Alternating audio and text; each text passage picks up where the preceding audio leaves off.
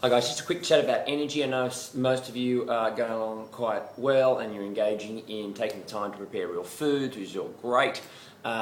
Quick one, how do you know whether it's working on? How do you know whether you're actually changing your metabolic pathway to favour fat opposed to sugar?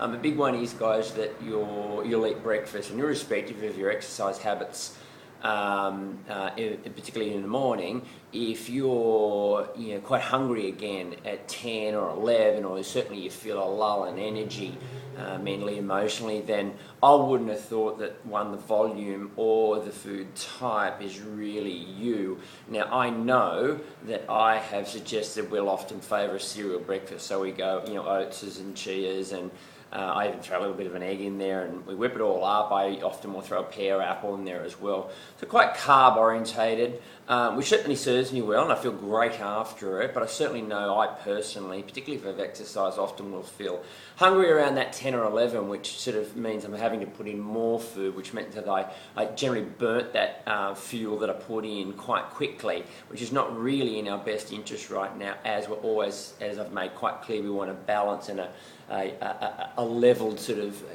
point of energy right through our waking day, irrespective of whether we're exercising or not. I tend to find, guys, if I take the time to say fry some eggs, throw some chicken, ham in there or something like that, wrap it up, guys, maybe some soft veggies, obviously green leaf, maybe some capsicum.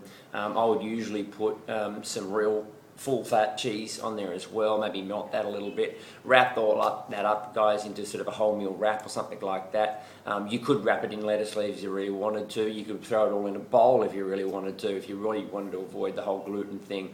But I tend to wrap it up, guys. I certainly find that, coupled with a coffee, which is just something that I tend to enjoy, again, full fat milk with that, obviously no sugars. I find, irrespective of my exercise habits, I will get through to 1-2, certainly feel a mental verve all the way through. So I would recommend, guys, if you're hungry or you're finding that mentally you're getting that lull, I would find that maybe is a better option for you right now. Take the time to put in some more earthy, whole sort of foods.